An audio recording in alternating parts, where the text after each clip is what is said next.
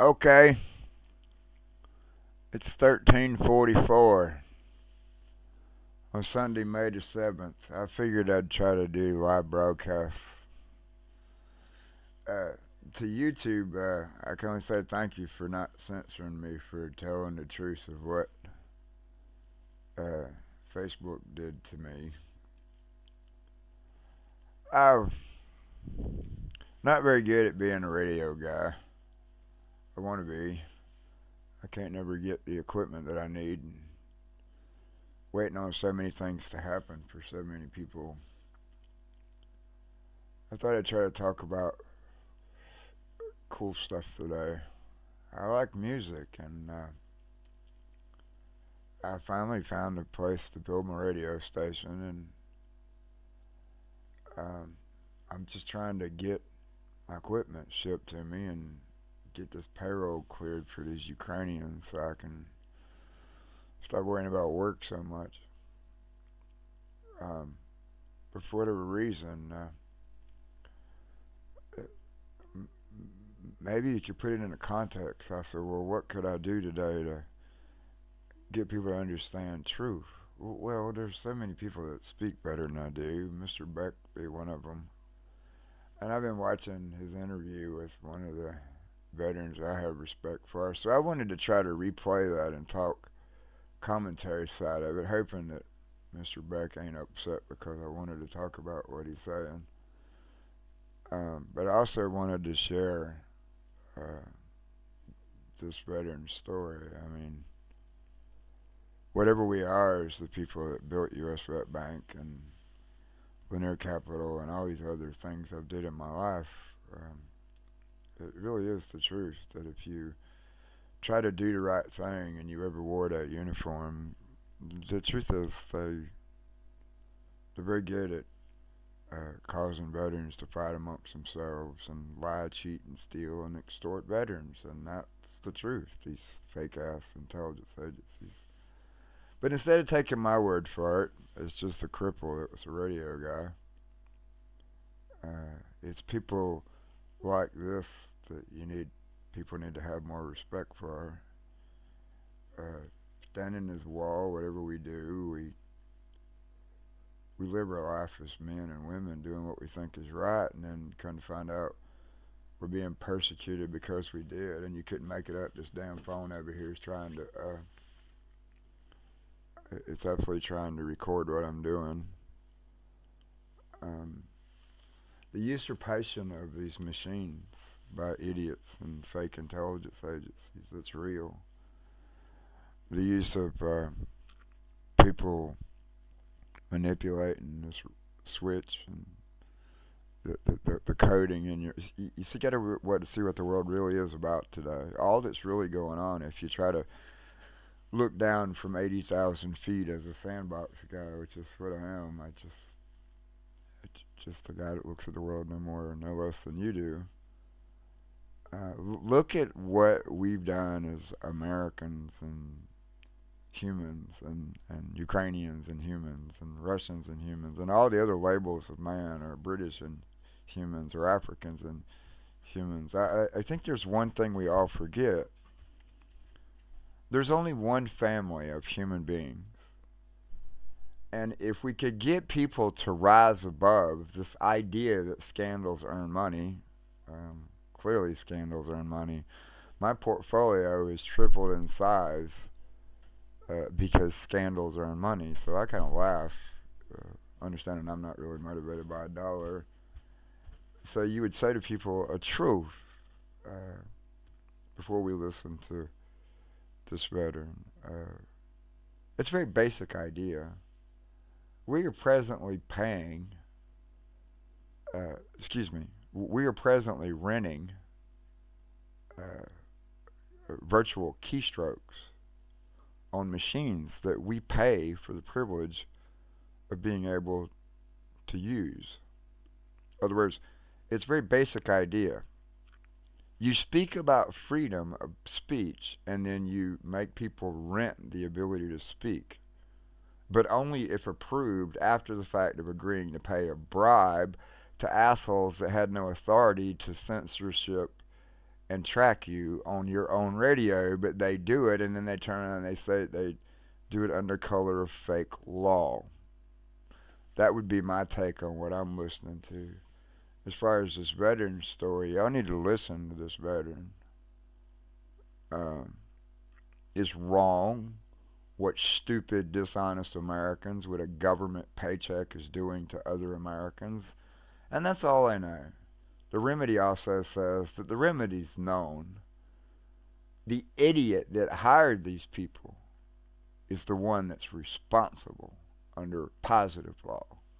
So if you go to your personnel department at the Fed and the personnel department of the state and the county, this crime will end. That would be all I know about what the juridical state says about how to fix it.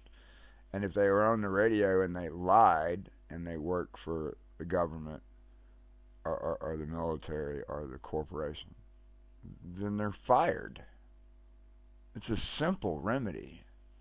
Nobody cares. You don't have to allow a son of a bitch that represents the flag to lie on the radio and get paid for it. Which reminds me, they censor my ability to communicate with Americans from Ukraine. Think about that. I'm persecuted because I'm an American veteran that lives in Ukraine. That's true. All this hype of what they're doing in Ukraine. They're lying their ass off. Good people are hurt. Good people are dead. And the bad people are always remembered. That's what the real record says. You guys need to listen to this veteran. I'm going to turn off the mic now so y'all can hear what Mr. Beck and this man's talking about. Once again, Mr. Beck, you got a problem with me showing your show? Well, send me a bill. I'll pay it. But I don't think you do. So here we go. I'll be quiet now. If you thought the woke takeover of the military would be ending soon, I've got bad news for you. Earlier this week, news broke that the Navy hired an active duty drag queen who goes on the stage with the name Harpy Daniels and identifies as non-binary and as a Navy digital ambassador. Somehow or another, it's a lot scarier when the Pentagon does it and it's not just Budweiser. This is Dylan Mulvaney meets the Village People, and it is really dangerous. Meanwhile, the FBI has labeled today's guest a domestic terrorist and a white supremacist. He's a vet and he's an Asian, so just on the surface it doesn't work. And when I say vet, I mean he's a former Green Beret who in his 18-year career in the Army rose to the rank of a sergeant.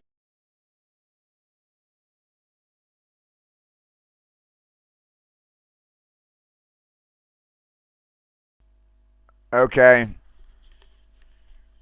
I realized I was going to let this play, but I wanted to talk about what he just said.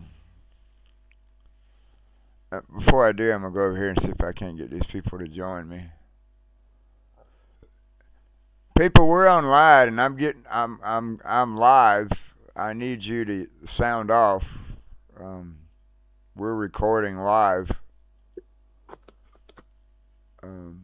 Hello.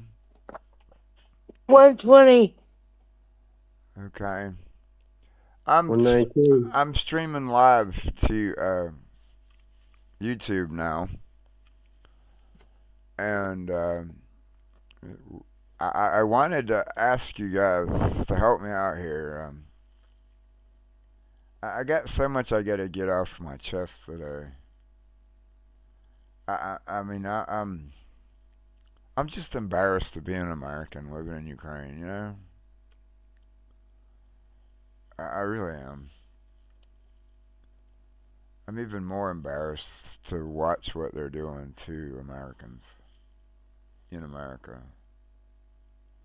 So I wanted to talk about it. I'd already did a short piece on this.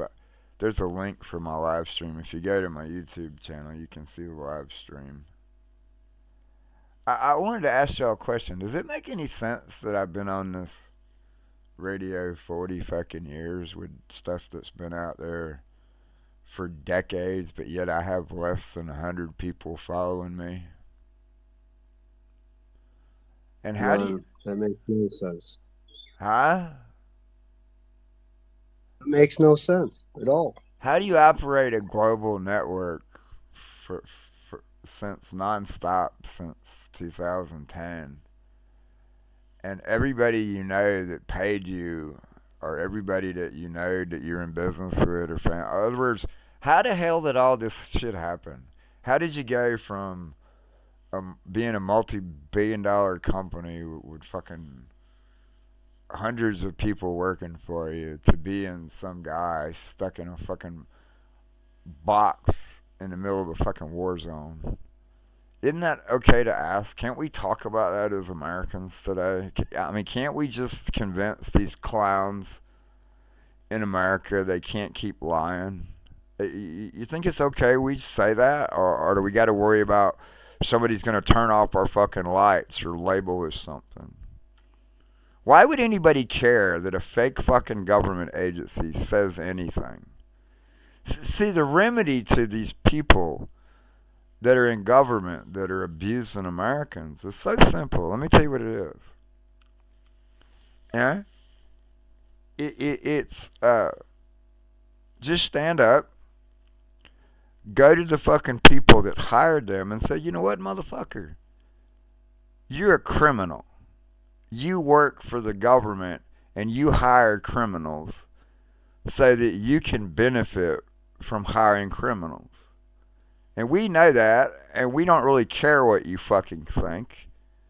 You need to fire these criminals that you hired and give your own damn resignation and thank a veteran that ain't nobody shot you in the fucking face.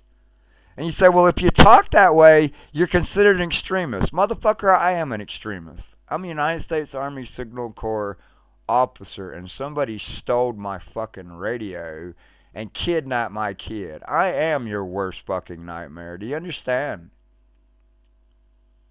And these other veterans, they are your worst nightmare. We're America's trained killers. Okay? And we're tired of bullshit. Well, the rest of the armies in the world are trained killers, and they're tired of bullshit. That's the truth. Don't tell me you have to be a government asshole.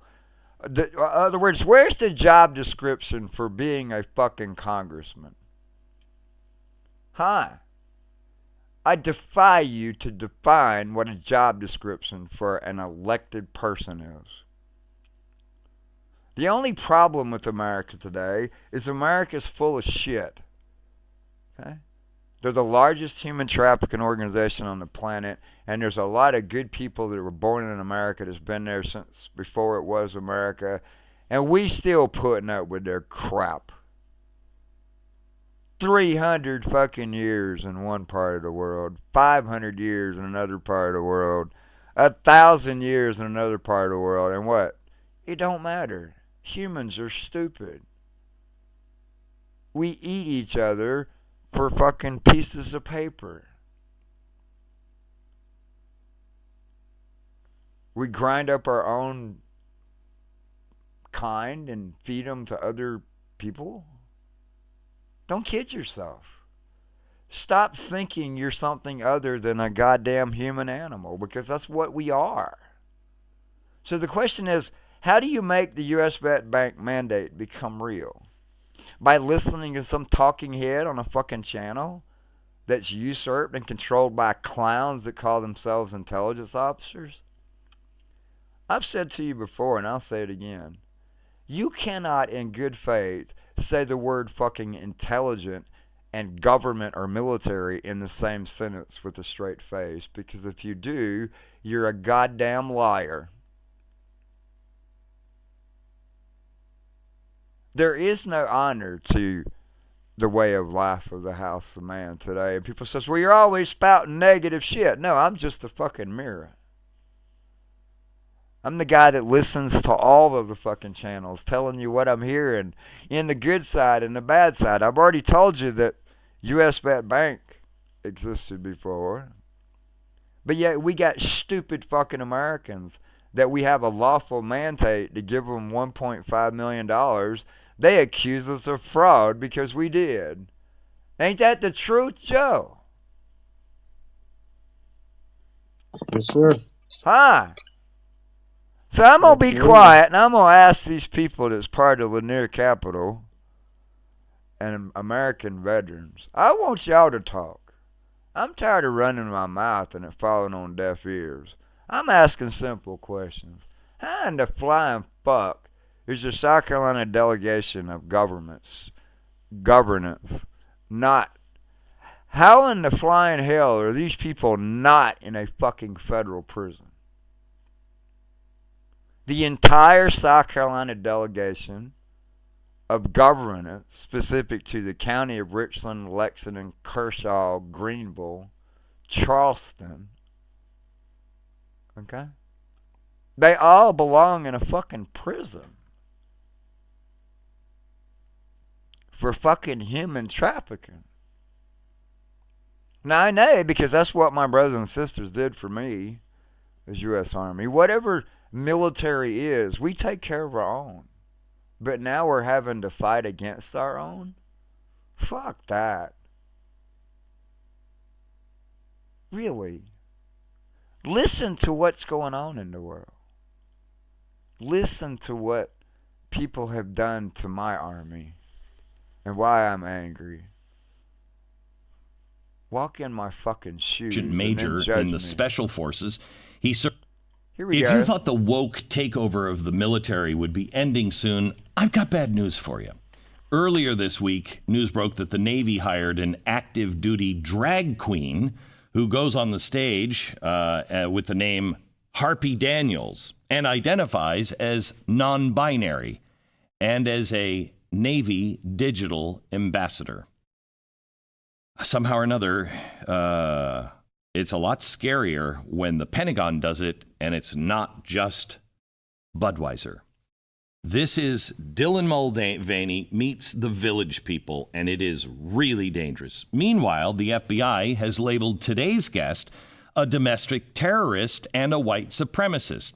He's a vet and he's an Asian, so just on the surface it doesn't work. And when I say vet, I mean he's a former Green Beret who in his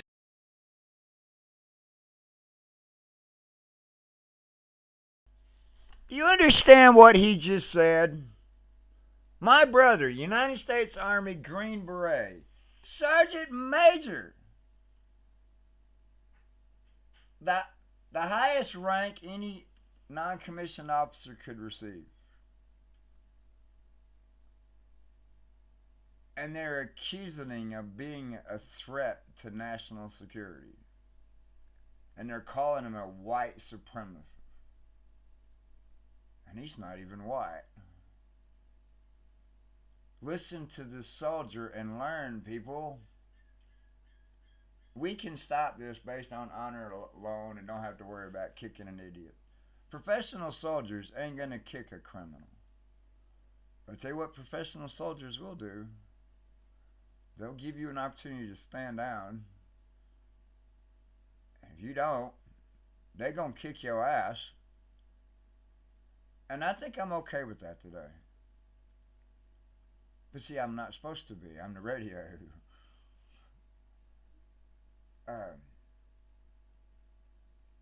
They think changing the guard is killing off the history. It's written right there what they've done.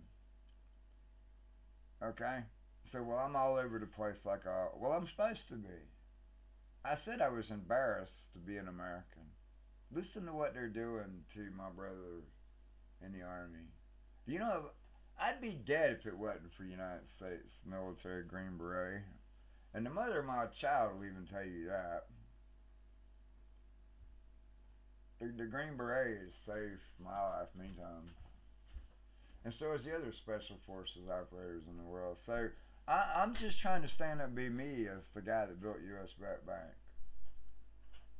Can we stop dishonoring the military flag? Can we just stand up and say the assholes that work in personnel office, you know what, you're a bunch of sleazebags, go to your fucking dishonest ass home, you're fired. And if you got a government paycheck and you lied on the radio, you're fired. That's all you have to do. His 18-year career in the Army rose to the rank of a sergeant major in the Special Forces. He served 10 tours of duty, 5 rotations in Iraq, conducting elite operations. This guy fought his way through the mountains of Afghanistan. A whistleblower revealed that the FBI had targeted his company, called the American Contingency, and it's just an emergency preparedness organization led by veterans like himself. As the owner and CEO of Fieldcraft Survival, he teaches people how to be their own first responder, equipping them with all of the wisdom they need in order to survive total disaster. Have you ever wondered what are you going to do if the grid collapsed? What would you do if there was an EMP, if my city just starts in flames and it doesn't look good? Have you ever felt unprepared or worried that you wouldn't know what to do or how to respond if the worst happens? Imagine being in that situation. What would you do? Well, today's guest specializes in these types of scenarios. I have a feeling he's going to be back often because I have so much to talk to him about. His upcoming book, Preparedness, a Manual for Surviving Worst-Case Scenarios, is a practical guide for resilience in the face of the apocalypse. Please welcome American Mike Glover. Before we get into the podcast, first I have to tell you about Grip 6 socks. You work hard for your money.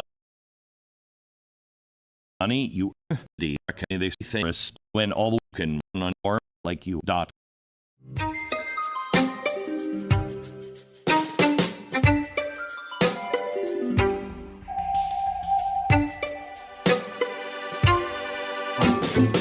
Hey, Mike.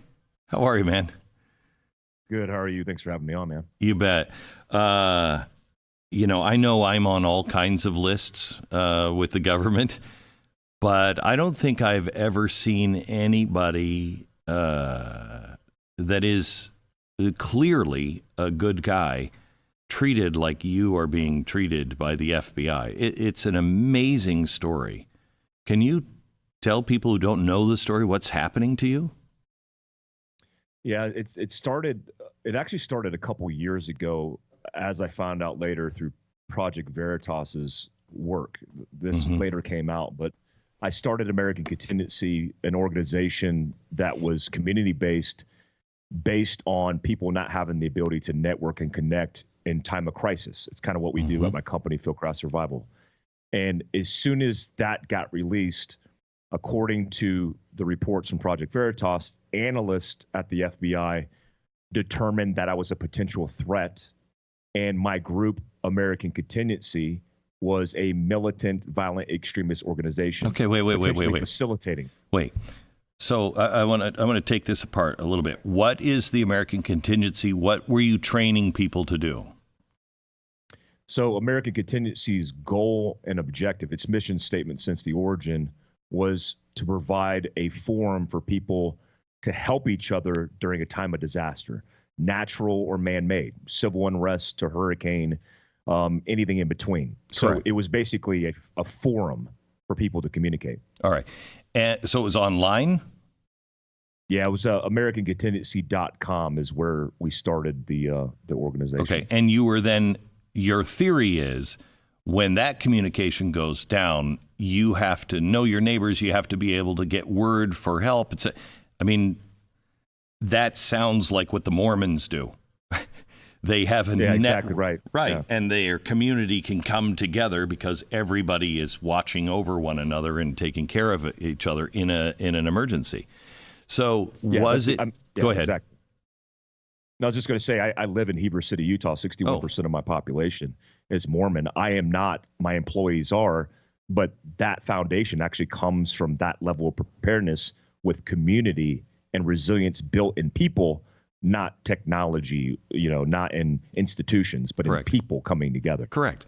It's almost as if, I asked on the air today, is the government, their actions, are they making you more independent and safer, or are they making you weaker and dependent on them and this entire system that is collapsing?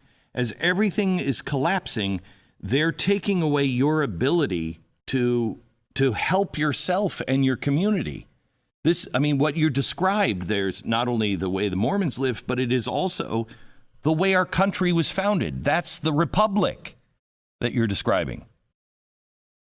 Yeah, you're absolutely right. I think the problem in this whole thing that we were doing was essentially we were advocating for independence. We were advocating for self-reliance.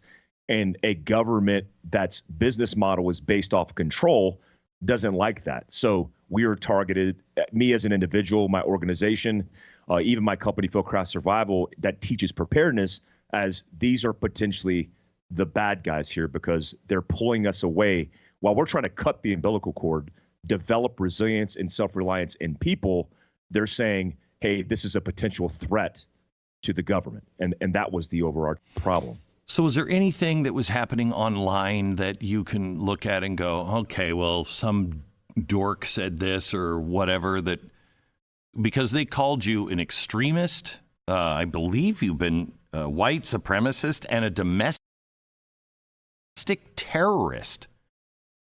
Yeah, the interesting thing is I was labeled a white nationalist, a right-wing extremist, all these things, all these labels. They even did a liberal organization, I would say extreme organization, media group, did a hit piece on me that was like 30 pages long. Like, a lot of respect for coming up with 30 pages of fiction. Yeah. But I'm actually half Korean. My dad was in the army stationed in Korea, where he met my beautiful mother in the army in the 80s. And I'm like, how do I become labeled a white nationalist when I'm half Korean? Most of my employees are minorities. I'm service disabled, connected, military veteran, fit all the parameters of all the things and in that narrative, and they're attacking me. And that hurt. I mean, to be honest, it was like, I worked for the CIA. I worked in special operations for a long period of time in the Army. And that was devastating to see that kind of attack on us. And I think the problem is it started as this thing that was unbeknownst to us because we were getting suppressed on all the social media channels. Facebook deleted American Contingency and blocked us out. Shopify deleted my business account.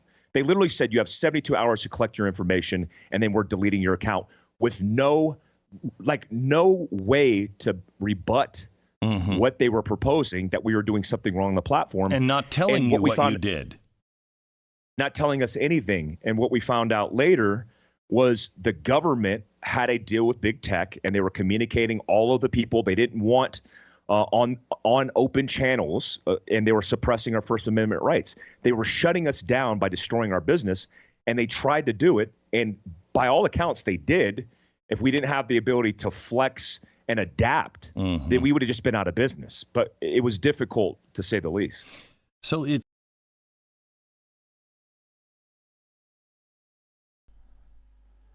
Now, where y'all at? I got people over here supposed to be talking. Where's the rest of this team at? Does anybody know? Yes, sir.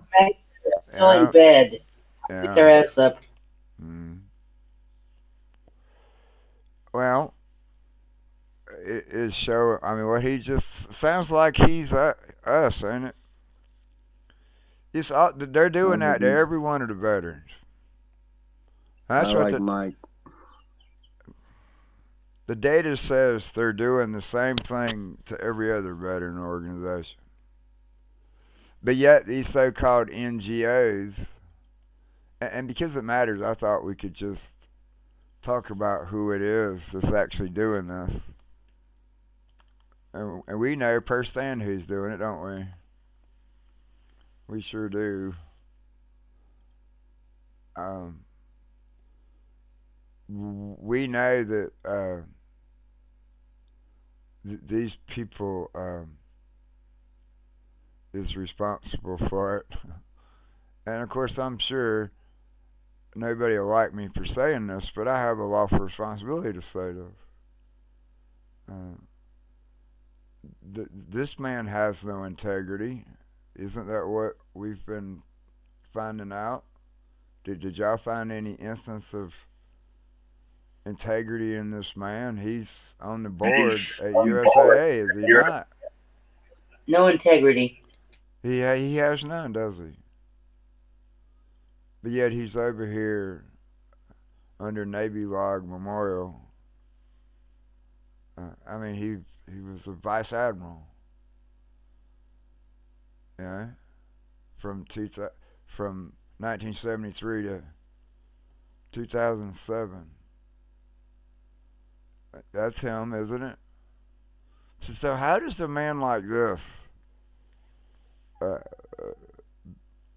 be dishonorable and I mean, how do we do that? Is that a fair question? I bet money's involved. Huh? Follow the money. Well, what happens when, he sees us talking about him? He don't care. He don't care what veterans think. Ain't that what we learned? I'm asking a question. Did we not experience that this man don't care about veterans? Is that what we learned? That's a fact. So how did we get there? That a flag officer of the United States Navy doesn't care what veteran-owned companies do? And how is it that this organization can steal money from a veteran? Ain't that what we found out? See, it's always the same thing. We got all these people that work for Lanier Capital, but when they have to stand up for themselves, they never do. I don't really know why. I think it's because Americans are just scared of their own damn government, is what I think. Understanding I don't even have a right to even go home because of a criminal bastard, what they did against me in America. So we know about Americans eating Americans, don't we? And so, well, why do you talk this way? Because it's the truth. All this other crap you hear the way, I mean, people, so all of a sudden everybody's a news person. Well, see, I really am, but I don't have any rights to broadcast. Under law, I'm a radio person first, which means I broadcast on any spectrum that exists, and I do. But when I try to use the public channel, where you're supposed to engage with vendors and suppliers and government for compliance, what do you learn on the public channels? It's all fraud. The damn government uses the public radio system to lie, cheat, and steal from its own people and other governments, and then turn around and blame the people that they stole from. It's what these Khazarians... Well, that's what the real data says. And these flag officers, quote unquote, they're complicit in all of it. And we're saying, wait a minute, forget yesterday. We can't do nothing about yesterday. What are we going to do today to push forward the mandate of what we have built over here? Going back to the truth of it. It's always about U.S. Bank and what they're doing to us because of U.S. Bank. And we know that, don't we? We know if we had a mandate to do anything else, we'd probably succeed at it. Now, isn't that what the real data says? That's what the real data says. So, what does that say about the way America treats veterans? What it says exactly what it says. Do what you're told or else. Ain't that what we learned as a veteran-owned organization? And now we're listening to what another veteran learned. So it's time to wake up. The Navy's putting drag queens to promote people going in the military. That has to be insane. It's the most insane thing I've ever heard. But we know why. It's amazing to me. You're a Green Beret. You've served honorably. You've done more in your lifetime to serve the country than I certainly have. And now your country is coming after you. That has to really hurt. Yeah, it's devastating. I knew this kind of thing existed. I experienced the politics at a high level when I was a sergeant major in Special Forces. I witnessed that. That's one of the reasons why I stepped aside, because I was like, I want to do something for myself for once. I thought I selflessly served for a period of time. I earned it. I felt like I earned it. So I stepped aside and said, I'm going to do this American dream, this entrepreneurship journey, which I grew up with my mom owning a small business in Fayetteville, North Carolina. The devastating thing was I had no say in it. I had no chance to speak my case. And luckily for the opportunities I've been given, even here being able to tell my story, most people aren't able to tell their story. And I'm afraid this is likely happening across the country to a lot of people, including veterans. Yeah. Things have changed so much. I remember in 2016, I've known this stuff has gone on. I've known that there's some sort of shadow gates that you have to walk through. You know what I mean? It's a collection of people that pretty much oversee things, and you're not getting anywhere unless you're part of that group. But I don't mean it like a star chamber way. It's just kind of a...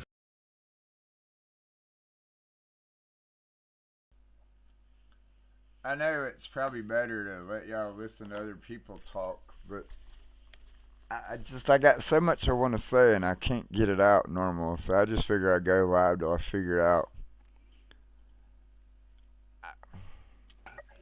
I'd rather listen to you than other people. Huh? What'd you I say? said I'd rather listen to you than other people. You're doing fine. Well, okay, I'm supposed to say thank you for that, and sometimes I don't have very good manners. I'm just a guy that's been in a box beyond my will. Listening to all of these people, even that. I'm a firm believer in people like Beck. I've followed him for years. But let's don't kid ourselves. Beck's received multiple communications from me, and so has the rest of the media. So it's kind of ironic for a guy like me being radioed. I'm like, wait a minute. A radio guy's ignoring me, and then I'm like, why won't they talk to me? And then you understand, it's not that, it's what the real record says. The people that are successful on this wire, they all paid the piper. That's what we know. Damn right you did. And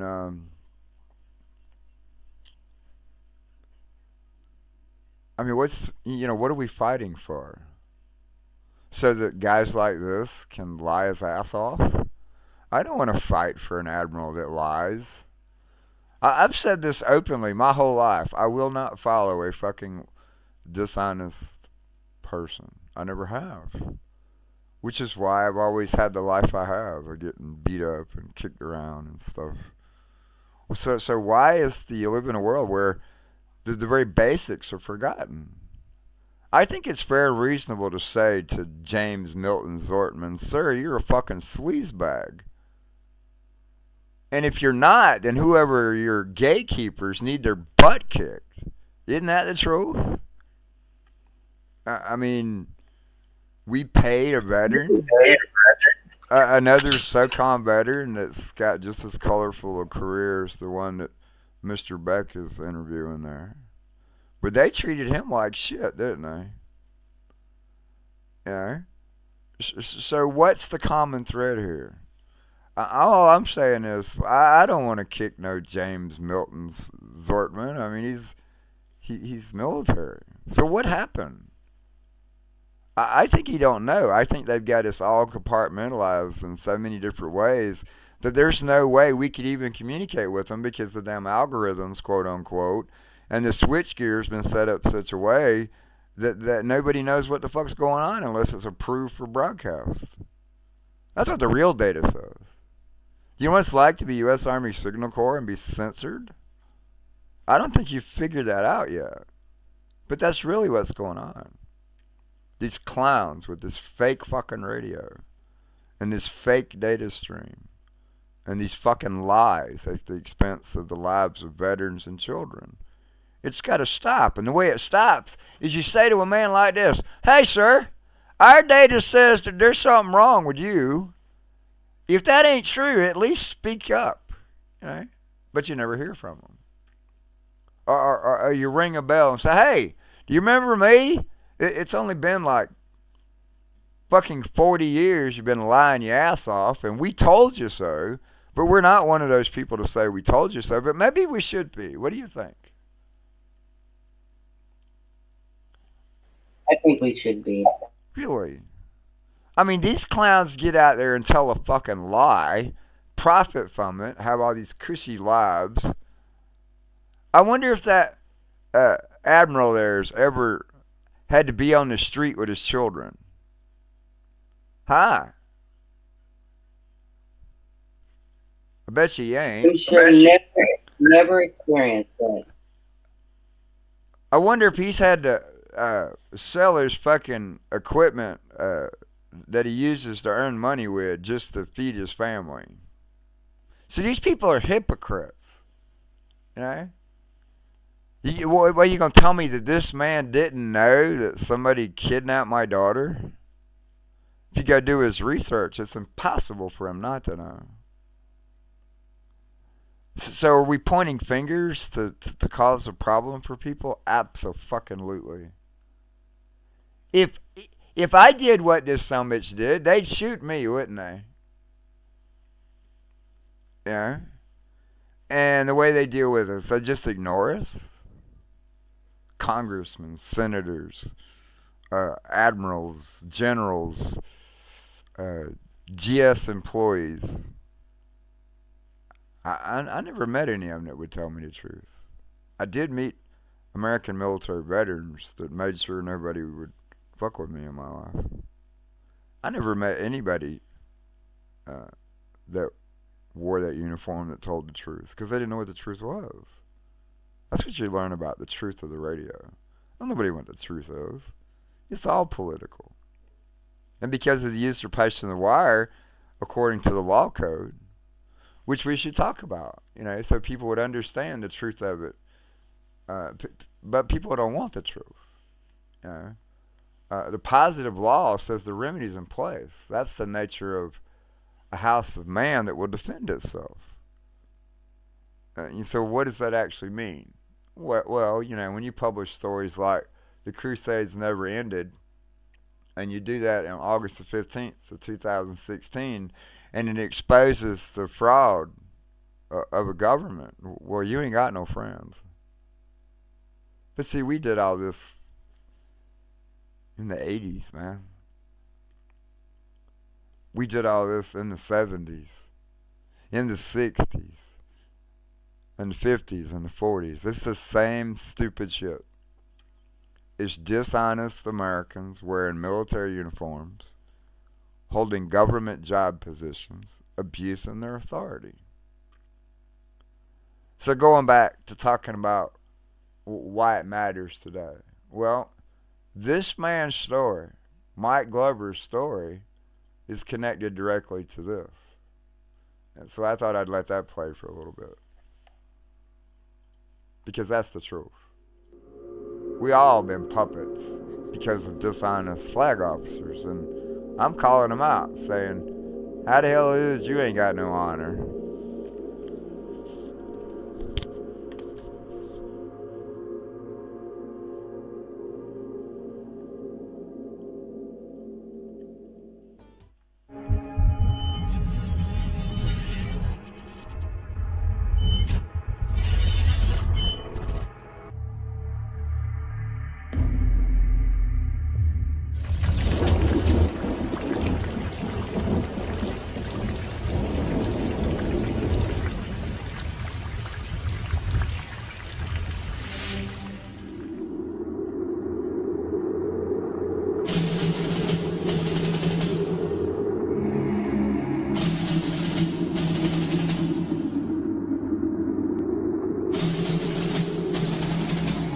August 2nd, 1990, Saddam Hussein's forces crashed through the defenses of oil-rich Kuwait.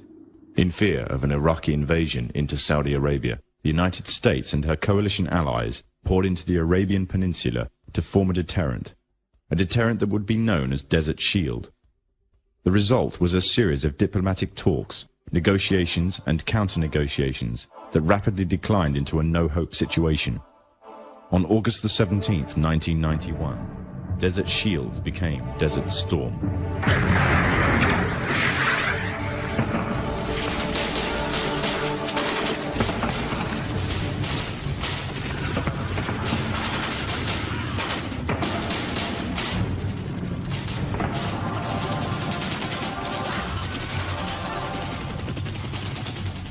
The conflict was witnessed by millions through the eye of CNN and the BBC, showing propaganda of the systematic eradication of Saddam's forces by a coalition far superior in technological, political, and economic power.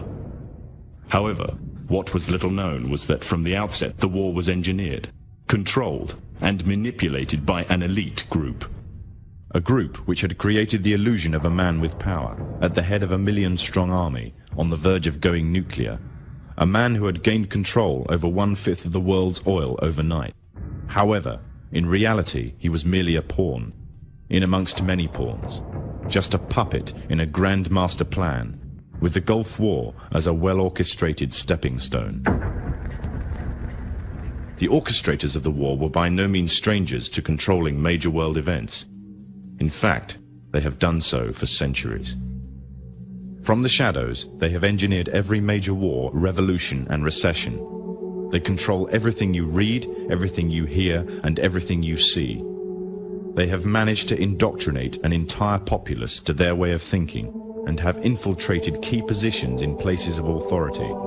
And it is from the shadows that they have created a new political order, a new economic order, and more sinister, a new religious order. Their ultimate aim is total global domination, and they will stop at nothing to reach their goal. The goal that was outlined in a speech given by former President of the United States, George Bush. What is at stake is more than one small country. It is a big idea, a new world order.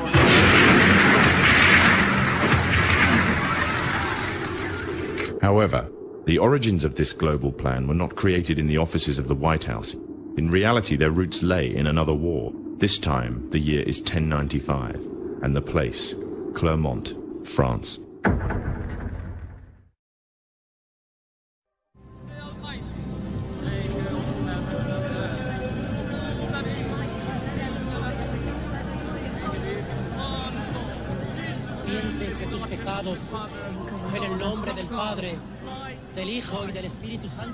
The 11th century Europe was ruled by the Church, which held a firm grip on the hearts and minds of the people.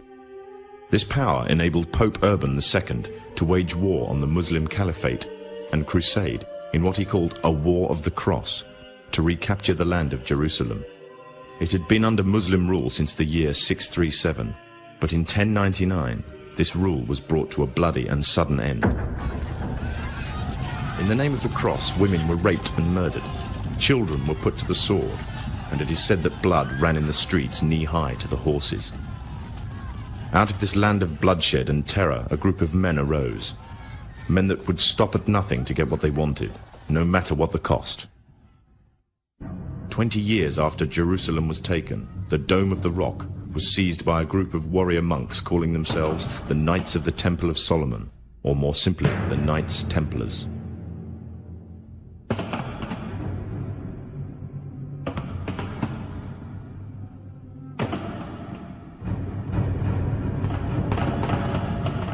In Jerusalem, the Templars began to deviate further and further away from the practices of Christianity. They learnt the secret arts of the Kabbalah, an ancient form of Jewish magic, along with its dark rites and rituals. The Jews had learnt the arts from the pagans of ancient Egypt during the times of enslavement to the Pharaoh, and developed them into Babylon at the time of Nebuchadnezzar. In 1307, King Philippe of France arrested them for charges of denial of Christ, worship as well as magic. In 1314, Pope Clement V declared all Templars as heretics to Christianity, ordering all their properties to be seized. Their leader, Jacques de Morlaix, was captured and burnt to the stake. The Templars were cornered, and just when it seemed they were finished forever, a glimmer of hope arose from a seemingly certain end. They were to find a safe haven as well as an ally. But not in France. In fact, in a country in a desperate struggle for independence against the English. The country of Scotland.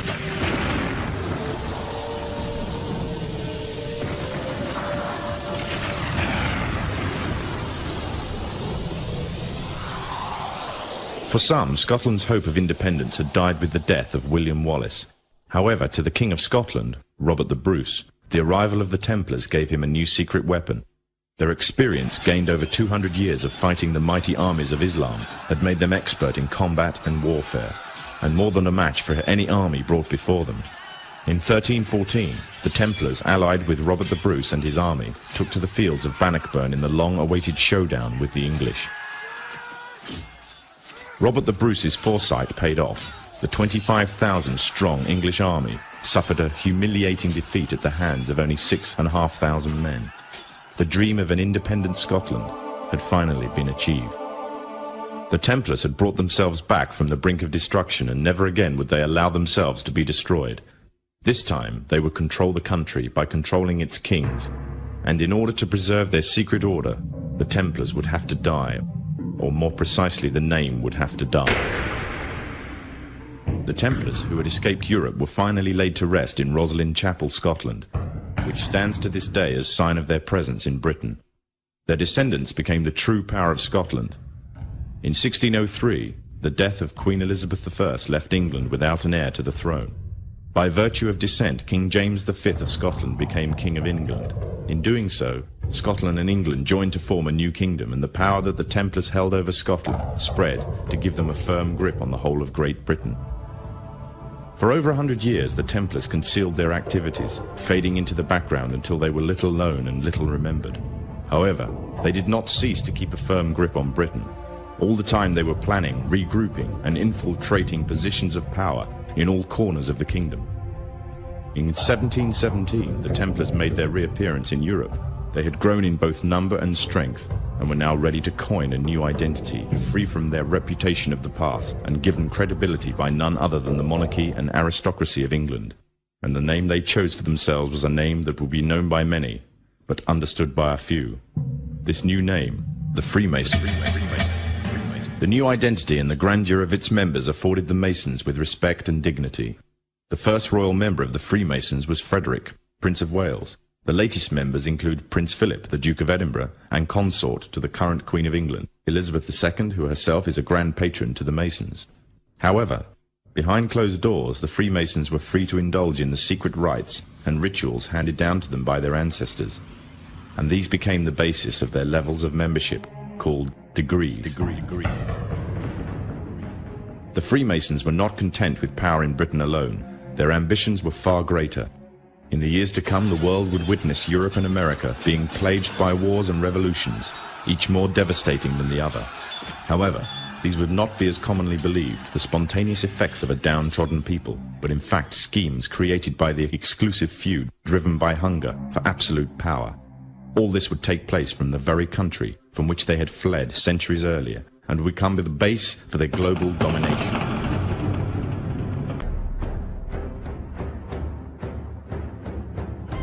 We have before us the opportunity to forge for ourselves and for future generations a new world order, a world where the rule of law, not the law of the jungle, governs the conduct of nations. When we are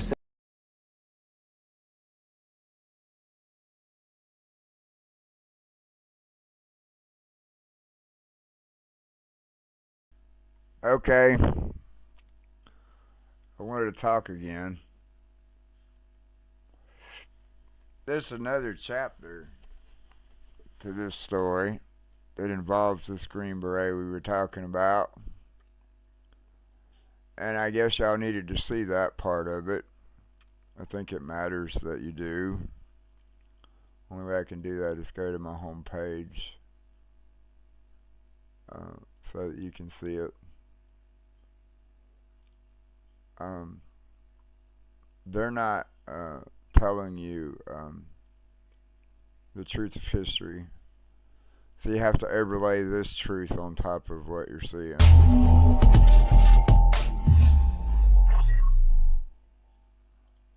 We do not have one single accurate or honest world map.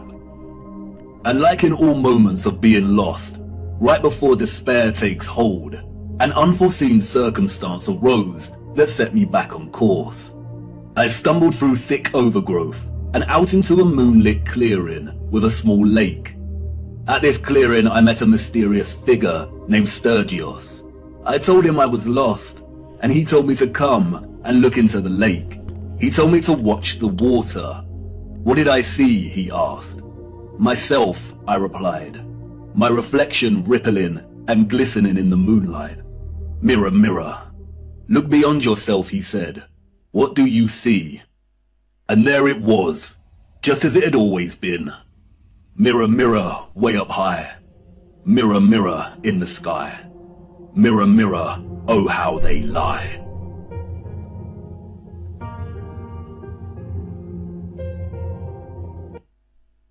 Okay, I'll turn this mic off. Maybe I'll be able to get my radio equipment and can do normal broadcast, but this is all I got, so I'll just turn this off.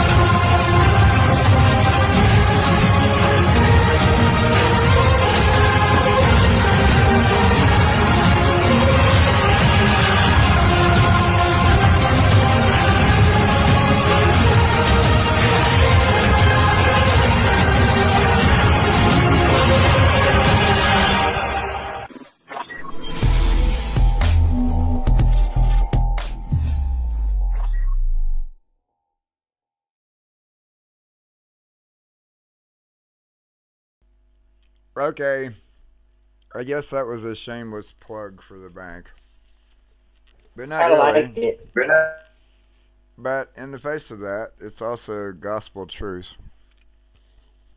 There's a whole lot of truth in the world that Americans don't know and humans don't know. Being a guy that's designing the quantum computer switch that you can print from your home office, you sure as hell don't have any friends doing that. But we've done as good as we can do considering what we're faced with. Denied right to access to our salary and denied right to buy and sell free of corruption. We're committed in what we're doing. But I go back to this thing with this veteran. I'm going to go back to Mr. Beck out of respect for this veteran. We've also had to acknowledge another truth about being a person that represents veterans as veterans. There's a whole lot of dishonest veterans on this wire because they're scared. And I can say that as the chair of this group. But at the same time, you have to draw a line somewhere and say what's acceptable behavior for a man. Well, in the world I grew up in as a regular soldier, your word was your bond, and it seems like that's what they're trying to erase. They don't want you to leave the things that you did that allowed you to retain your freedom. They don't want that to be available to anybody. In other words, what your grandfather did for you or your grandmother or what they believed or what they knew, they don't want nobody to know. So the totalitarian nature of the usurpation of this wire by idiots representing the U.S. flag, that kind of made me laugh because this is a very simple idea going back to what we know about the truth of what we've been saying to people. I'm going to go over here and I'm going to click on this origin tab under the blog and you'll see another truth. According to positive law that's been suppressed, even though it's still on the books, you can go look it up yourself. There were people that had the vision to make sure that the corruption that was rising out of France due to the usurpation of the crown, which is real. I mean, my family would know it. There's other families that from Europe that live in America that know. But the remedy is under law. So you have to give whatever the founders were the ability to see what it meant to retain a vision that we have apparently lost. Specific to the law code that enables us to do what we do. You can read what this is. It's what it says it is. It's the 36th Congress, first session, chapter 163, year 1860. And you got to ask yourself a question why it matters as I'm talking about this. Why is it that you can't find positive law online before 1994 unless you go find a book? And why is these clowns that are in the IT world and the archiving world, why is it that they can't do what they're supposed to do? I mean, they're book burning, they're censoring, they're lying their ass off. And this is one of the best ways that you know. This law code exposes the crime against the U.S. military and has enabled what I do in my life because I know who I am. In other words, if you say you're an Army person or a Navy or an Air Force or Marine or whatever other military order you are, you have to know the history of how you came to be. And then you see other stuff.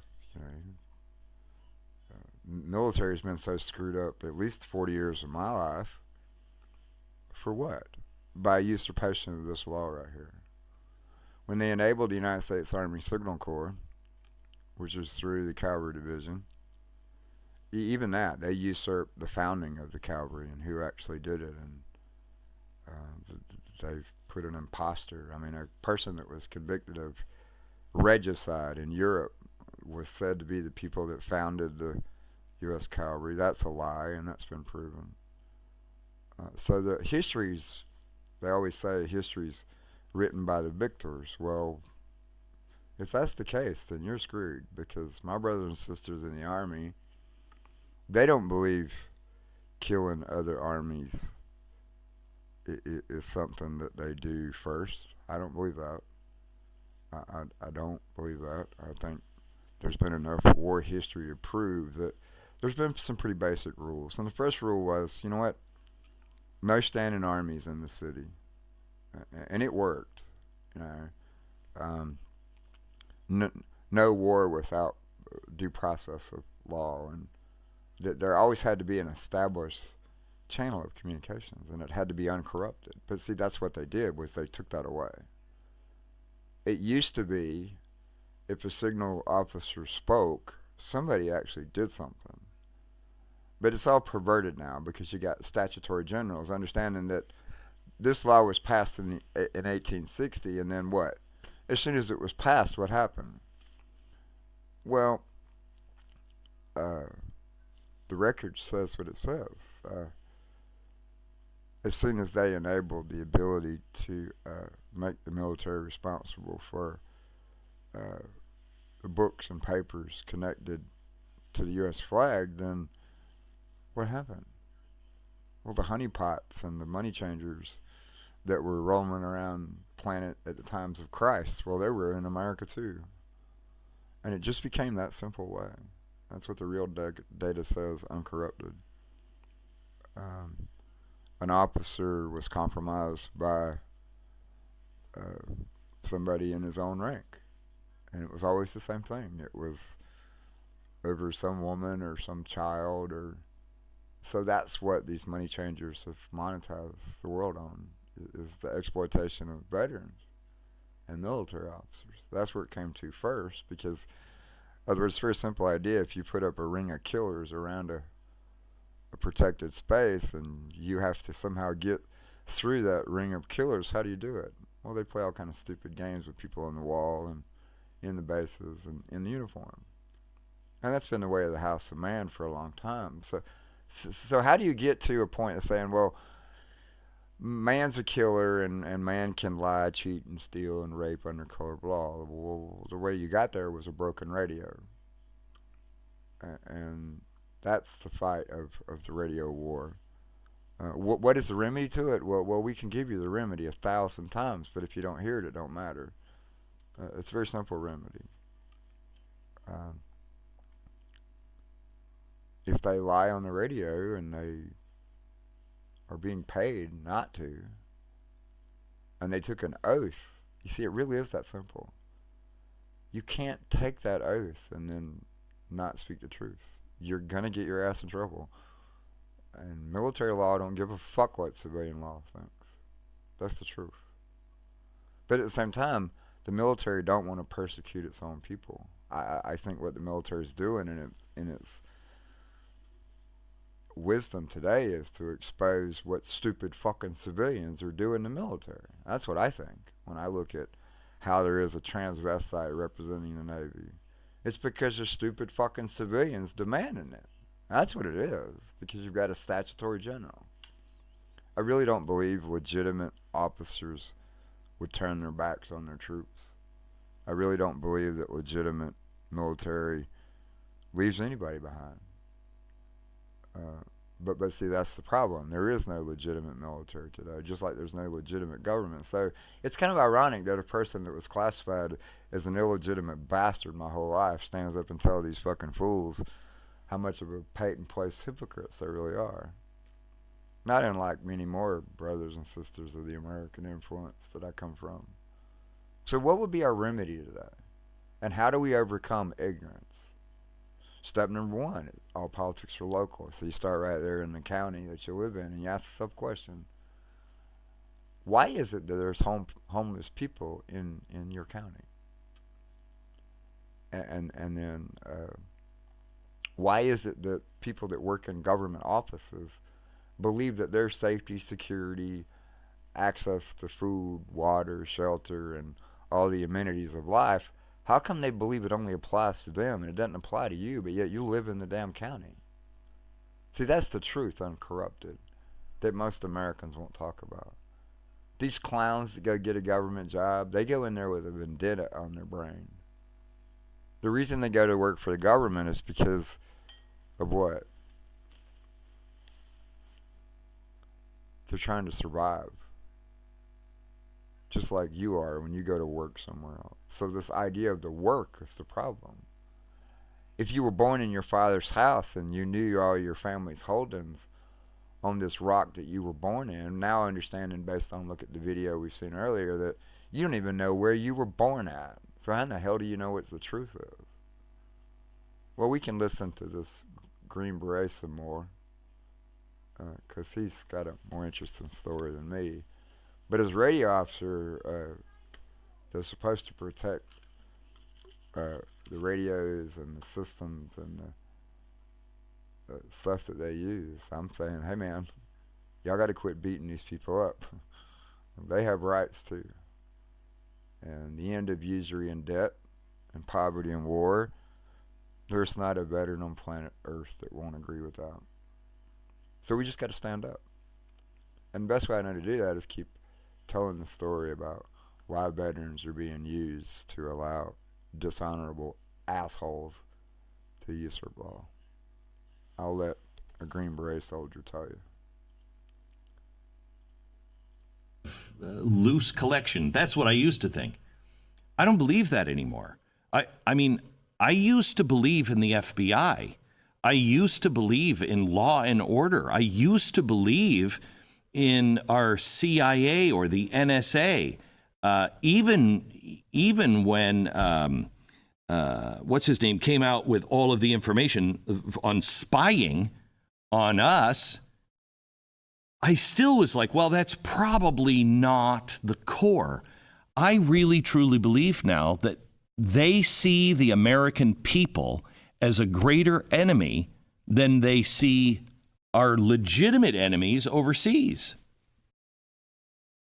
Yeah, I that's spot on. I mean, when I was at Sig Sauer's Academy recently, and I had the head of the Joint Terrorism Task Force on the East Coast. I won't name his station because I don't want to compromise him. He's a high-level FBI employee. I mean, he's a supervisor in charge of that segment of the organization. He came out, drove out to the SIG Academy, and pulled me aside in the middle of a parking lot at Sig Sauer Academy in New Hampshire and said, Mike, I want to talk to you. And the first thing I said was like, oh, why is there an FBI guy talking to me? Correct. And he said, hey, I wanted to communicate to you a couple things. And he said, formally, on the record, I want to say I apologize on behalf of the Federal Bureau of Investigation, which I'll take with a grain of salt. Mm-hmm. But what he said informally, he said, I'm a member of American Contingency. Not because I'm spying on you, not because I'm seeing if you're doing wrong. I'm a member because I believe in your mission. And he said, a lot of men and women that I work with believe in your mission, but at the deep root of it all, there is a political drive to fit a narrative that we cannot combat. He said in the history, this is a 30-plus year veteran of the FBI. He's been in hostage rescue. He's done the tactical things. He's done the investigative things. And now he's in charge. And he says he can't combat the deep state. And he's dropped this paperwork because he's going to retire because he can't deal with it. See, that's a huge problem. I mean, if massive. The good guys resign, they're going to be replaced with really bad guys. And then, we become the SS. This is really not good. Do you believe that there's enough people in the institutions that if they would screw their courage to the sticking place, that they could gather together and stop this, expose it? It's not. Look, Cal Serafin, who was an FBI agent, it was the original whistleblower on this whole deal. He's the one who basically said the parent-teacher conference thing where the FBI was targeting parents at these conferences, speaking their mind, just exercising their First Amendment rights. The deal with me, with an analyst basically targeting me, like what they don't understand, like on the surface, a civilian would read that and go, oh, Mike wasn't targeted. When you're identified by the FBI as potentially being a risk, there is an allocation of funds and resources that are allocated towards you in targeting. I know this because I did this for a living with the FBI overseas against terrorists. So I understand exactly how it works. And it's not as easy as saying, oh, well, Mike was just identified for an open source kind of deal. No. An analyst who was doing open source research initially pinpointed me, and that was put in an allocation resource. And from what I saw, no counter surveillance or surveillance assets were utilized, but that's just my case.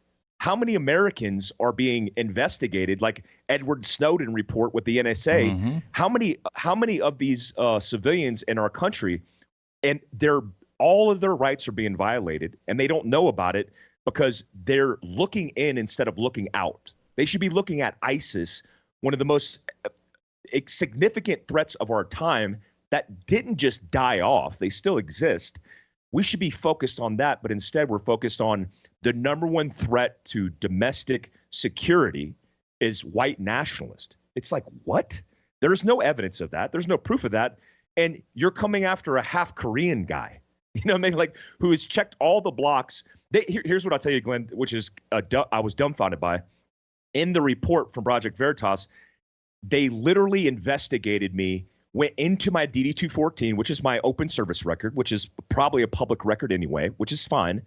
But then they went to Veteran Affairs and looked into all of my disability and all of my post-traumatic records for everything. So I was like, wait a minute. So what were they trying to glean from that? Was it a red flag kind of thing? Were they looking for all the signs and symptoms of somebody who is crazy? And it's like, what a violation. As a small business owner who's just trying to do good in the country, what a violation. After all the suppression, after all it's said and done, what hurts the most, it's like, those are dudes that I work with. I mean, those FBI hostage rescue guys are dudes that I was stood next to on targets, killing bad guys for this country. And here I am being investigated by those same guys. And that's what hurts the most. Going about your daily life when you're living with pain, that way for me. So we have corruption at levels I've never seen before. We have things coming out from whistleblowers all the time. I don't know if you heard about the whistleblower on 9/11. You know, just came out, this extra news that came out and said the CIA was running internal to the United States, internal ops, and they knew those hijackers were here, and they were trying to recruit those hijackers to work for the CIA. And we hear about this 20 years later. They have 11 FBI agents, I think 5 or 6 former CIA. You've got one of the former heads, I think, of the CIA, a U.S. senator, all corroborating this. Nobody's even talking about it in the news. Nobody, just is like it's nowhere. Why? Yeah, it's a problem because what's happening now in mainstream media that's creating the narrative, which is, I think, the most important reason why places like yours exist, is because we could actually seep through all the sabotage and the propaganda and actually get to the truth. The overarching problem now is all of these things are going on at a great rate, and they've been going on. I mean, the last time I checked, when I got my degree from American Military University, part-timing the degree in between operations overseas, was there were 17 organizations in the intelligence community. And that has thus increased between now and the GWOT, the Global War on Terror. And what does that mean? Well, it means redundancy, not a lot of communication, a whole bunch of government officials and politicians and GS service members basically competing against each other. And what we get is we get an absence of the truth, and we get a whole bunch of mistakes being made. I saw it firsthand. I mean, I was in a remote base in the middle of Yemen where the main chief of that base didn't know what was going on in his backyard. And I'm like, I saw that level of incompetence at the highest level tactically. And I'm like, how did the chief not know that we just dropped the bomb on bad guys like a couple miles down the road? And he's the base. He's like the chief of base. It started to make me question, because I thought, like, a special operations guy's path, his progressive development leads you to paramilitary operations in the CIA. And you think that's the pot of gold at the end of the rainbow. Like you do all this hard work as an infantryman, as an operator, as a Green Beret, and you're like, that's where I want to be. Until you like pull the curtain back and realize, yes, great Americans, patriots, good people doing good things, but the system is inherently flawed. And I saw all of that. It was a nightmare, it was a mess, and it made me realize I just need to get back to basics. So I just want to go home. So what when you say the system is flawed, what do you mean by that? Well, let me give you an example. I worked for the CIA. I was a contractor. I've openly discussed that. I was a global response staff officer for the CIA. The guys in 13 hours in Benghazi, in Libya, some of those guys are the guys that actually recruited me. Amazing Americans, like some of the best people that I know. The problem is, let's take the CIA, for example. The CIA doesn't talk to anybody because the CIA is basically its own business. I mean, in CIA headquarters, there's like a Starbucks there that probably does better than any place on planet Earth because that's the hub, right? That's the business center for the CIA. The CIA has operational control and intelligence control over any other agency, including the Department of Defense. So in Afghanistan, early in the global war on terror, 04, 05 timeframe, I would get calls in the firebase where somebody would pick up the phone, or somebody pick up the phone and say, "Hey, somebody from an interagency," and they get on the phone like, "Yeah, what's up?" I was in charge of force protection at our firebase. They said, "Hey, you're going to get an impending attack in the next 12 hours. Be prepared." And they'd hang up the phone, and I'm like, "This is a secure line, right?" Like, yeah. Well, somebody just called from the interagency, said we're going to get attacked in the next 12 hours, and hung up the phone. Oh, that's probably the CIA. I didn't know any better. I was a young staff sergeant, Green Beret, cherry to the whole entire deal. My team sergeant, team leader, they knew better. And they're like, oh, yeah, that's how the CIA operates. Like, wait a minute. So they operate by cold calling bases and telling them, hey, you guys are going to get attacked in the next 12 hours, and hang up the phone with no communication. And that's a microcosm of the scale that we're dealing with, where every interagency, the NRO, the NSA, name it, they're all competing for the same deal. And the problem is that elicits a lot of difficult things, including corruption, that you are later going to deal with and reflect back on 20 years from now. We saw it with the Afghan-Russia campaign. We saw it with the rise of Al-Qaeda. I mean, Osama bin Laden. We saw it with the Vietnam War with Ho Chi Minh. Mm-hmm. Ho Chi Minh was trained by the Office of Strategic Services, the OSS, the precursor to the CIA and Green Berets. And I love this stuff. I was a Green Beret. I was in the CIA. I love this stuff, and I respect these men greatly. But because of the bureaucracy, because of the political agendas, this is the stuff that we're seeing. Last point, I was involved in the whole deal with Libya. I was the first Green Beret to deploy post-Benghazi to Libya to go after the terrorists that were involved in this attack on our embassy. There was 4 Americans that were killed, if we remember that, which most of us don't. I do. 2 GRS officers and the ambassador, Ambassador Stevens, who was a great American. And we knew, task force knew, the most elite organization in counterterrorism knew in 60 days who that terrorist was and where he lived, and we could target him. His name was Abu Khatala. We winded up rolling him up later, years later, and he's probably in Guantanamo right now. But we had all of the evidence to present the target packet.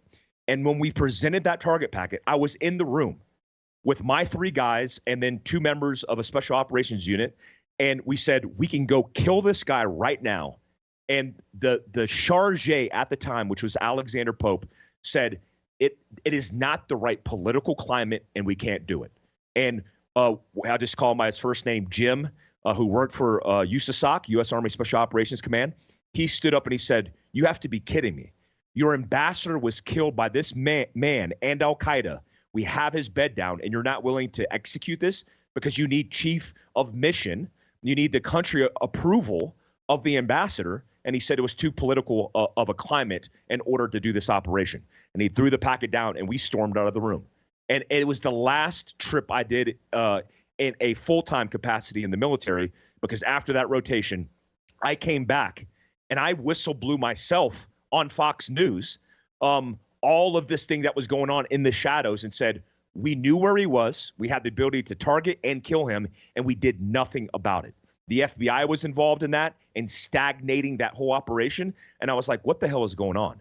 And it was my first glimpse, which is over 15 years ago, my first glimpse at the corruption that existed at high levels in the government, not allowing guys like me and guys like my peers to do their job, do the right thing. So we did some investigating on this, and we didn't have drop-dead evidence, but it appeared as though somebody was running guns, which eventually ended up in ISIS in Syria. And that's why nobody wanted to send in the troops. Why didn't we at least fly planes with afterburners very low to the ground? It would have dispersed that crowd probably pretty easily. Yeah, there's a couple issues there. One, if it wasn't for the members of USASOC, the two military guys that were not very well depicted in the movie 13 Hours in Benghazi, if it wasn't for them activating this hostage rescue operation, they wouldn't have been able to get on a private jet with the GRS guys to go rescue these CIA and State Department employees that were basically held captive. I mean, they weren't at that point held captive. They were fighting their last stand. But imagine if Al-Qaeda took that compound over, you would have the biggest American citizen hostage rescue debacle in American history, because they would be all over the continent of Africa, and there would be Americans looking for them. So when they got overhead, they started activating the calls. They got denied several times by AFRICOM and SOC-AF, Special Operations Command Africa. We had all the capability, all the resources, and we didn't do our job. Why? I mean, why? Well, it was all political. I mean, from what I read from the many meetings that I did when I was in Libya, October of 2012. I mean, I was in the USASOC headquarters during the time that this was going down, reviewing all of the things that were happening operationally, because I knew I was going to be on the next thing smoking down to Libya. We didn't do it simply because it went against the political narrative and would have shook the tree. They were risk adverse because they didn't want to risk their careers. That's the reason we didn't do anything. And what did that cost? What cost American lives? I mean, it cost a lot of American lives, including, I believe, Tyrone Woods and Glenn Doherty of the GRS staff office. If they would have changed the way they did things on the ground, they wouldn't have been on that rooftop, and they wouldn't have took those mortar rounds, and they wouldn't have sacrificed their lives. Unfortunately for the analyst and Ambassador Stevens, it was too late. Too far gone at that time. But more important to me, as somebody who looks at this and goes, okay, what are we going to do about it? The bad thing happened. Now what are we going to do about it? The fact we did nothing about it drives me bonkers. It drives me bananas. This is, I think this is the problem that Americans have on almost every front. Nobody paid for Benghazi. We didn't learn a damn thing. They covered it up with some stupid film thing. And we all knew, but nobody had to pay a price. We go into Afghanistan. We have people holding on to our planes and dropping from the sky, and our Pentagon says we didn't see a problem. No one has had to pay for any of this. You just get to a point to where you look at it and say, I'm sorry. Can you actually be this incompetent over and over and over again, where not one thing falls in the favor of the United States? It all falls in the favor of our enemies. How do we possibly get better if we don't self-examine? And, I don't think Americans would have had a problem if they would have come after Benghazi and said, we screwed that up. We screwed it up. Here's where we did wrong. But they don't ever do that.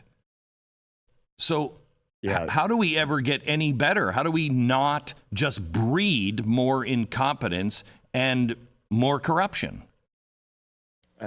I think it's I mean, it's $1 million question, but I think part of the reason this exists in our country today is because we've seen that our political system is broken. Look, if you had asked me this a year ago, I wouldn't have said anything like that. I would have said, hey, man, it's just people. Human beings are inherently flawed. You know, there's a path, there's a way. And now after seeing my peers, like one of the Luttrell brothers, like he's in Congress now, Eli Crane, a Navy SEAL that I worked with overseas. These men are fighting the fight. There's good women fighting the fight, but they are not making any headway. All of the things they're telling me are, look, man, this is impossible. And what I've seen is like, we will hold, when I was in the military, if you mishandled classified documents or material of any kind, it was the end of your career. I saw good men and women completely lose their career 20 years in for the mishandling of classified material. But if you're a politician, you're not only given immunity, but you could go on to professionally develop and be in higher positions. That is like a classic like officer bureaucracy issue that we see in the military, where there's too many officers in special operations, and this has kind of been an issue. Take that and amplify it by 1,000, and that's what we're looking at with politicians. They have complete immunity. They could do whatever they want, whenever they want, and nobody's held accountable. What system is in place to hold them accountable? There's not one. The inspector general will line it out and give you a narrative and recommendations, but the Justice Department that works for the current administration won't go after the current administration. So there will be no accountability held on either side of it. And these guys make millions, hundreds of millions of dollars while in office, and they get out and they do their speaking engagements and they live these lush and plush lives, still supported by the taxpayer. When I was in the Army, I couldn't moonlight. I wanted to bounce at a local night establishment because I could get paid well, and it's something that I was good at, right? I was good at physical confrontation. If I did that, I would have to get judge advocate approval at the battalion level, and if they caught me doing it, I would lose my job. They would rip my Special Forces tab off my left shoulder if I was caught doing that. And you look at these guys in our political system, and it's like on so many levels, it's not just incompetence, it's complete corruption, and it's chaos. Now, it's like you almost like, for the first time I've looked at this and go, how do you have to reset this? Yeah. There's no way that you could instill some kind of policy, some kind of mandate. You would literally have to start over. I don't see any other way. I will tell you, I keep saying we need to unplug it and plug it back in and restore the factory settings. But how you do that is beyond me. I mean, how do you shut down the CIA or the FBI and not make the country vulnerable? How do you get rid of all of the bad guys that are there? Because they'll all hide. They know the framework. I mean, how do you do it? It's literally an impossible task. I mean, the problem with corruption is individuals who have their ideology are infiltrated into these organizations, and then the staff supervisors, the people in charge, the managers, these guys are giving them the latitude to take their ideology and enact and execute it and immerse it in the narrative of what their mission and protocol is, which, by the way, all their missions and all their protocols have nothing to do with politics. But even at the nuanced level, let me give an example. If a case officer is writing a cable that has good intelligence in that cable, because of their ideology, and let's just use wokeness as an example, they will create a cable and intel report that has certain factors or variables that are part of that narrative in woke culture. So when you take that in scale across 17 organizations that are doing the same thing in the military, it is literally a cancer eating every institution inside out. I mean, I hear it from the military side all the time, where now, because of this inclusive nature of everything, they can't get the job done. When I was in the Army, there was no gender. It was, you were a private, you were a private first class, you were a sergeant, you were held accountable by your rank, your profession. That was your virtue, not what you decided to be when you woke up, because everybody was equal in that sense.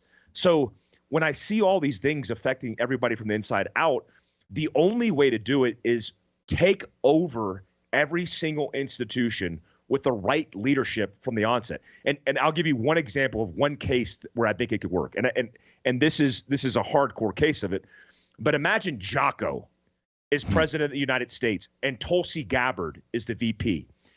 Because Jocko and Tulsi Gabbard come from a military operational background and they understand how this works in institutions and culture, they would put every single leader in every important administrative position with somebody they trust, somebody who likely has a similar background and context, and they know that decentralizing these people is proxy going to benefit the entire institution. That is literally the only way I could see this working out. When they say, Mike, go be the ambassador of this country because we know we could trust you to be in that position. Navy SEAL, veteran, commander, whoever from Jocko's side, go be and take over the CIA. You know how this works operationally. But instead, we have the best buddies who are political pawns who have no context and experience are put in charge of these organizations that literally have no there's no reason for them to be in charge other than they're just getting favoritism from their friends.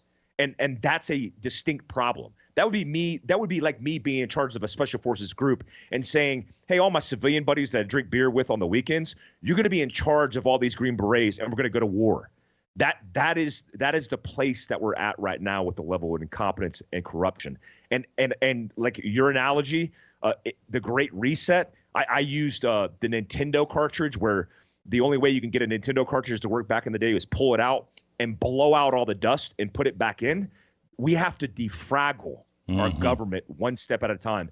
And the only saving hope is the right leader in a presidential position who has the right team that resets and basically spends 4 years consulting and defraggling the institution and hopefully gets 4 more years where he could basically get to work. Because it's going to take 4 years just to unscrew the current situation we're in. You know the best thing about summer?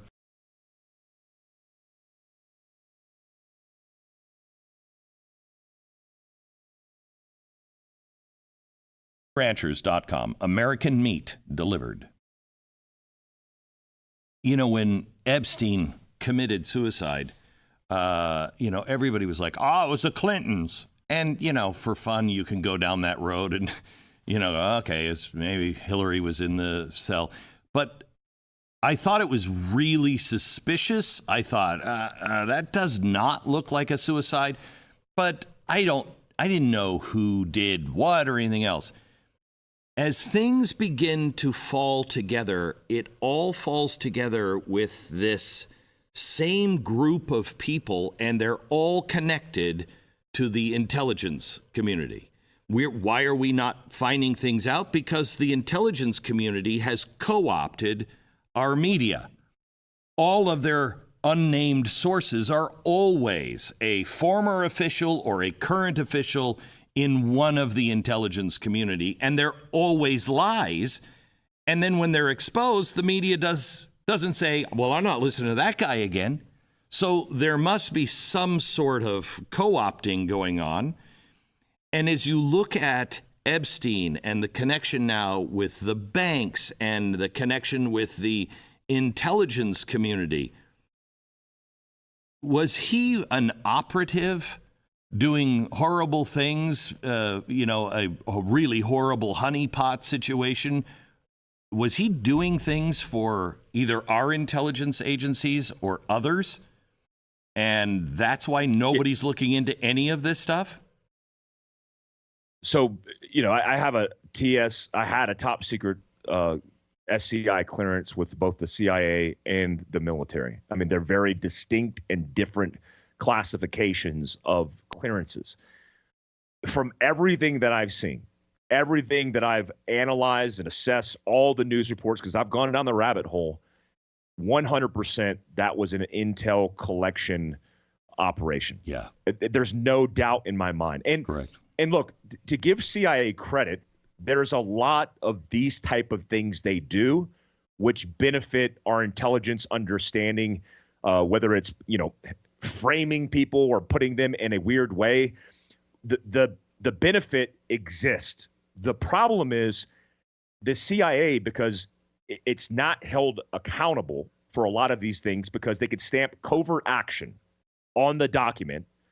They could literally classify anything at any time period they want, where nobody, because it's a compartmentalized operation, nobody will have access to that. It's called a special access program.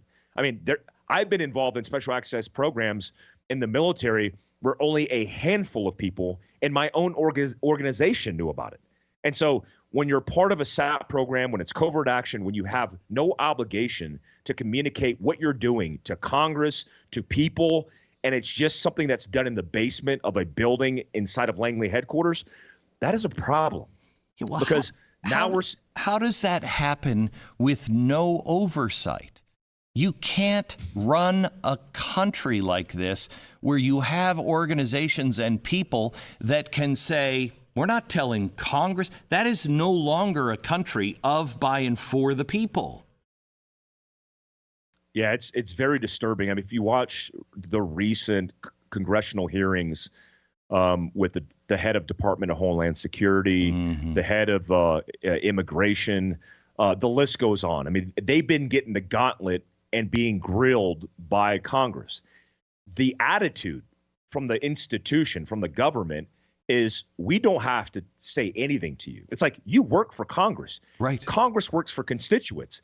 Constituents are the American people. We forget that representatives are there to do a job, to get accountability. And what we're seeing from these questioning sessions is the government's attitude is we don't have to answer any of this. We don't work for you. It's like, we've gotten this all wrong. Correct. And that's part of the reason why I think a reset's necessary, because I think the government has lost itself in understanding what it represents. It represents the people, and this whole "we the people" idea in Washington, D.C. has gone completely off script. And now it's all about sole proprietorship. And I think that's where we're seeing the problem. When you can go into an elected position and stay for 50 plus years, come in worth nothing, come out worth hundreds of millions of dollars. There's a problem. That's a problem. Yeah, that's a real problem. So we are getting close to running out of time. I can't believe how fast this has gone. I quickly, because I want to talk a little bit about the American people and anger. What scenario are you worried about most when you think of the thing melting down? Is it the banking? Is it AI? Is it an EMP, a power hack? What do you worry most about? Most likely to happen, do you think? Most likely to happen is the integration of AI on a scale we've never seen before. Yeah. Building and driving emotions that lead to people hitting the streets and civil unrest, and then people trying to burn down the institutions. Hey, look, this is worst case scenario specifically.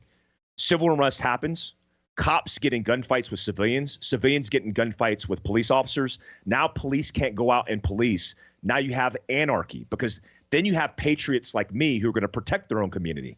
They come out of the woodwork, and then you have pockets of resistance across the country where the government's trying to gain control, but they don't have the aptitude nor capacity to gain control. And then nor the trust. Most significantly, the trust. And then what you will see is a decentralization of states locking down their own borders. I mean, I live in the wonderful state of Utah, who by all, at least on the surface, means is not subsiding to all this wokeness, all this political drama. But if we lock down our borders against people in California and Washington State, what would that look like? And all these other states, like I started American Contingency because of Chaz, which is that little microcosm of wokeness that exists in Seattle.